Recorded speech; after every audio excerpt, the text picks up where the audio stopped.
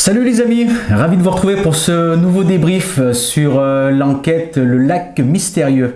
Alors c'était une enquête un peu particulière parce que pour ceux qui le savent, c'était le week-end paranormal avec donc nos abonnés. Oui, bonjour à tout le monde. Effectivement, nous avions la chance d'avoir Willy, Stéphane et Steve. On vous embrasse très fort les garçons. Merci pour ce beau moment passé avec vous. On a bien rigolé. Week-end extraordinaire. Ouais. Ah oui, c'était magique. Et on a eu la chance en plus d'avoir du résultat, donc ça c'est vraiment juste merveilleux. On n'est que deux aujourd'hui simplement parce que Juju est encore un petit peu souffrante. Ouais. On t'embrasse très fort. On te fait un gros bisou. Ouais. Au passage, elle se préserve simplement pour le prochain événement. La prochaine émission Contact avec un défunt qui arrive prochainement. Là. Donc voilà, elle n'est pas là juste pour se préserver, donc tout va pas trop mal finalement. Elle nous a quand même remis donc son débrief, donc on aura le débrief de Juju et de Rosie qu'on embrasse au passage également. On t'embrasse Rosie. Voilà. Alors ce qu'il faut savoir, c'est que Rosie a eu du mal à se concentrer parce qu'on était nombreux par rapport à d'habitude.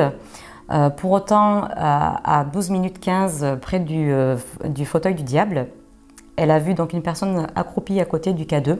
Ouais. Probablement d'une certaine époque, puisqu'elle l'a décrit avec une robe longue, avec des manches un peu en forme ballon, etc.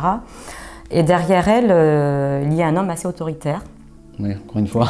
Encore une fois, il y a tout le temps une entité qui a souvent l'emprise, ou en tout cas qui est toujours très présente par rapport à d'autres. Ça revient régulièrement, ça, oui, effectivement. Exactement. D'une certaine époque également, je crois aussi, cet homme-là. Oui.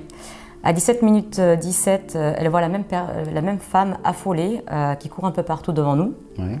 À 25 minutes 48, on lui montre une entité qui se colle à Juju au même moment où finalement Juju a une douleur à la tête.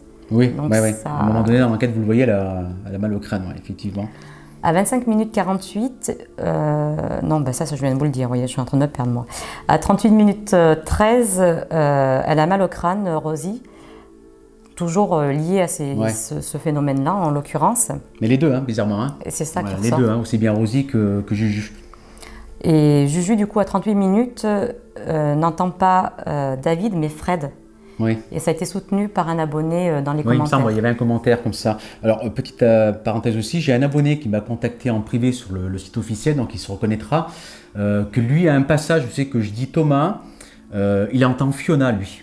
Donc Fiona, pour ceux qui ne savent pas, c'est ce fameux fait divers de cette petite fille, la Fiona, donc il me disait je préférais vous contacter en privé, donc tu as bien fait. Donc à voir, on va étudier ça, mais voilà, il a entendu lui Fiona, le de Thomas. Exactement. Après, quand Juju demande où est-ce que les entités veulent qu'on fasse ce rituel-là, c'est soutenu, et c'est ce qu'entend Juju, c'est bien dehors. À 39 minutes 40, Juju entend Steph et non Terreur. Oui, d'accord. À 48 minutes 18, Rosie, pardon, j'ai mixé les deux, du coup, il faut que je ne perde pas le fil. Rosie entend On rentre, et derrière, à la place de Bonheur.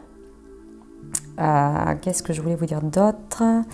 À 48 minutes 31, Juju demande si c'est ici ou à l'hôtel qu'il faut faire le rituel. On lui répond c'est bien de bouger à la ici. fin, quoi. Voilà. Et on lui répond c'est bien ici. C'est où? C'est peut-être avant où c'est qu'il y a le PVE Agenons-nous. C'est après, voilà. C'est exactement là où je voulais en venir en fait. Vas-y, super. Donc il y a le fameux PVE où on entend nettement Agenons-nous. Il est beau ce PVE, Agenons-nous, donc c'était un rituel. Voilà, l'homme en fait, donc cette entité nous demande ça par marque de respect simplement. Ouais. Au moment où on va faire la prière et qu'on va mettre les bougies. Donc après, voilà, nous on le fait de manière il est fou ce PVE, et puis on l'entend bien en plus. Exactement.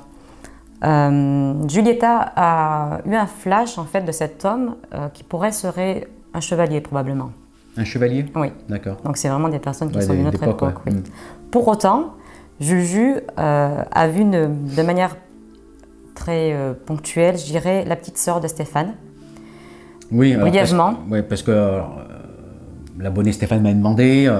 Alors j'avais dit dans un premier jet d'idées et de ressenti, d'analyse, j'ai dit non. C'est vrai qu'on entend une petite fille à un moment donné, oui.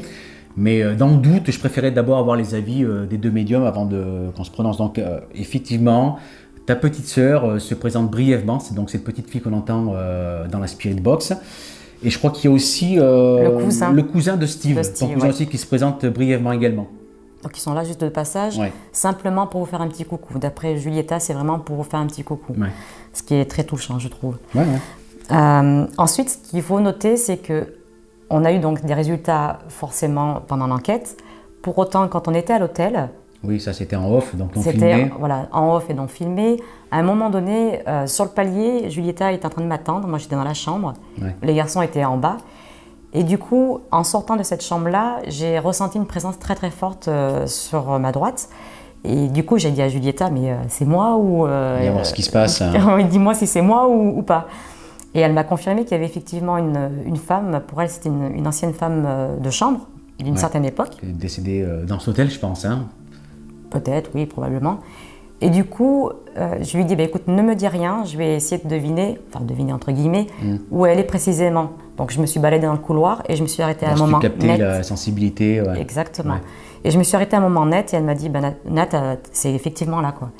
Du coup, j'étais happée par un sentiment violent, je dirais, parce que c'était très très fort, de tristesse. Mais voilà, du coup, à ce moment-là, Willy est arrivé. Je lui dis, Willy, viens voir si tu ressens exactement la même chose que moi. Et du coup, il ne l'a pas forcément ressenti au départ. Ensuite, on est redescendu. Bref, on a fait ce qu'on avait à faire. Moi, ça m'intriguait parce que j'ai trouvé ça quand même très très fort, ce ressenti que j'avais à ce moment-là. Du coup, on est remonté avec Willy. Et pareil, je me suis rebaladée au moment où je me sentais le plus en connexion avec elle, je dirais. Et là, par contre, ça a été vraiment très violent parce que j'arrivais plus à respirer tellement que j'avais comme des gros sanglots, enfin une tristesse incroyable. Lui aussi l'a ressenti. Exactement. Lui, Willy, donc on te fait un petit coucou. Donc c'est vrai que pour lui, c'était sa première sensation.